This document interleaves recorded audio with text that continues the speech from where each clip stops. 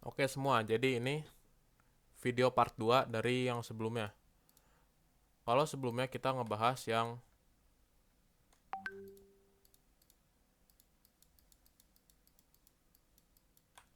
azimut kurang dari 180 derajat, di sini kita ngebahas azimut yang lebih dari 180.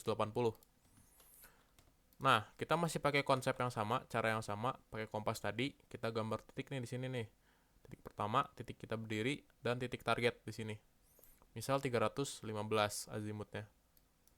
Nah, dan ini bakal dihapus ya. Ini titik kita berdiri nih, kita. Dan ini target. Kita punya azimut 315 derajat. Maka kita perlu menggambar salah jarum jam. 315 derajat sampai ke jalur penghubung antar titik. Di sini besar derajatnya 315. Dan ketika azimutnya lebih dari sama dengan 180, maka kita perlu mengurangi azimutnya dengan 180 derajat. Karena itu merupakan eh, komposisi lingkaran yang ada di sini. Karena ini besaran sudut 180 derajat. Maka itu ketika ini hilang, dia akan menyisakan back azimut. Itu cara ngitungnya. Ini tuh bakal dipraktekin di lingkaran satunya atau lingkaran target. Nah, ketika kita tahu kalau 315 dikurangi 180 alias ketika bagian yang biru ini hilang, lingkaran bagian biru ini hilang, kan bakal nyisa ini nih. Nah, sudut yang ini. Ini itu azimut dari azimut 315 derajat, yaitu 135 derajat back azimut. Ini hasilnya, hasil akhirnya. Dan angkanya itu didapat dari hitungan antara 315 derajat dikurangi 180 derajat. Jadi kurang lebih begini. Caranya sama, yaitu titiknya digambar dari tengah kompas ke titik derajat kompas yang sesuai dengan azimut. Jadi tetap ngikutin. Dan kalau udah kayak gini, ini udah bisa dijiplak di buku. Dan buat garis utaranya tetap sama, dia harus selalu ngadep ke atas, ngikutin kompas, dan sesuai aturan yang berlaku.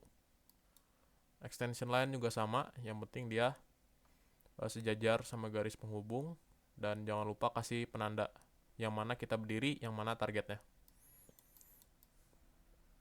Kedua, kan tadi disebutin tuh kalau azimutnya 180 derajat dia bakal dikurangi juga, jadi hasilnya 0 derajat.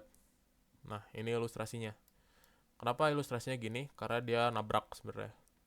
Jadi garis 180 derajat itu lurus, lurus gini.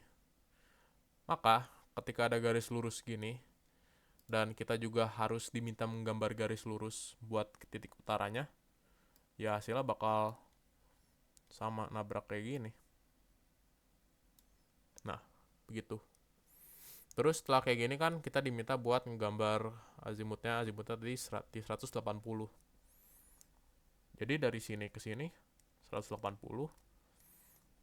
tapi dari sini ke sini 180. Di dunia nyata, ketika kita berjalan dari titik pertama ke titik akhir, kita gak perlu putar balik.